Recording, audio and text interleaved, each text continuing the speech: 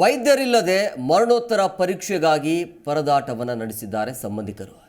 3 ಮೃತದೇಹಗಳ ಮರಣೋತ್ತರ ಪರೀಕ್ಷೆಗಾಗಿ ಪರದಾಟವನ್ನು ಅನುಭವಿಸಿರುವಂಥದ್ದು. ನಿನ್ನೆ ರಾತ್ರಿ 10 ಗಂಟೆಗೆ ಅಪಘಾತದಲ್ಲಿ ಮೃತಪಟ್ಟಿರುವಂಥ ವ್ಯಕ್ತಿಯ ಮೃತ ಪರೀಕ್ಷೆ ಆಗಬೇಕಾಗತ್ತೆ. ಆದರೆ ಡಾಕ್ಟರೇ ಇಲ್ಲ. ವೈದ್ಯರಿಲ್ಲದೆ ಮರಣೋತ್ತರ ಪರೀಕ್ಷೆಗಾಗಿ ಈ ರೀತಿಯಾಗಿ ಪರದಾಟವನ್ನು ಮಾಡುವಂಥ ಪರಿಸ್ಥಿತಿ.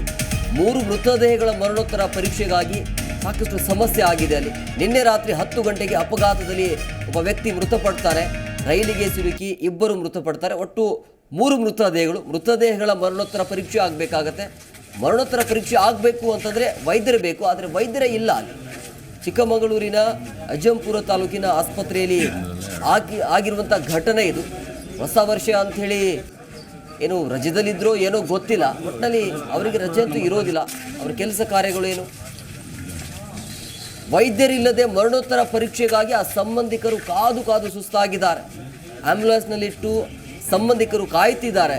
ಅಜ್ಜಂಪುರ ಆಸ್ಪತ್ರೆಯ ಶವಗಾರದ ಮುಂದೆ ಸಂಬಂಧಿಕರ ಗೋಳು ಇದೆ.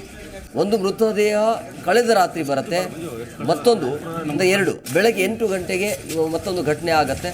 ಸೊ ವೈದ್ಯರ ಕೊರತೆಯಿಂದ ಆ್ಯಂಬುಲೆನ್ಸ್ನಲ್ಲೇ ಆ ಮೃತದೇಹಗಳು ಇದ್ದಾವೆ. ಸರ್ಕಾರದ ವಿರುದ್ಧ ಕುಟುಂಬಸ್ಥರು ತಮ್ಮ ಆಕ್ರೋಶವನ್ನು ಹೊರಹಾಕಿದ್ದಾರೆ. ಚಿಕ್ಕಮಗಳೂರು ಜಿಲ್ಲೆ ಅಜ್ಜಂಪುರ ತಾಲೂಕಿನಲ್ಲಿ ಒಂದು ಆಸ್ಪತ್ರೆ ಇದೆ. ಆ ಆಸ್ಪತ್ರೆಯಲ್ಲಿ ಆಗಿರುವಂಥ ಘಟನೆ ಇದು. ನೋಡಿ, ಸಂಬಂಧಿಕರು ಪರದಾಡುವಂಥ ಪರಿಸ್ಥಿತಿ. ವೈದ್ಯರಿಲ್ಲದೆ ಮರಣೋತ್ತರ ಪರೀಕ್ಷೆಗಾಗಿ ಈ ರೀತಿಯಾಗಿ ಇಲ್ಲಿ ಸಮಸ್ಯೆ ಆಗಿದೆ. 3 ಮೃತದೇಹಗಳ ಮರಣೋತ್ತರ ಪರೀಕ್ಷೆಗಾಗಿ ಪರದಾಟವನ್ನು ನಡೆಸಿದ್ದಾರೆ ಆ ಸಂಬಂಧಿಕರು, ಕುಟುಂಬಸ್ಥರು.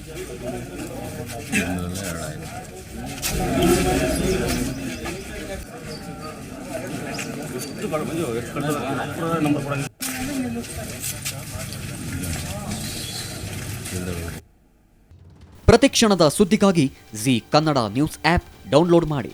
Live TV, latest updates, entertainment, lifestyle, technology ಸುದ್ದಿ ನಿಮ್ಮ ಅಂಗೈಯಲ್ಲಿ.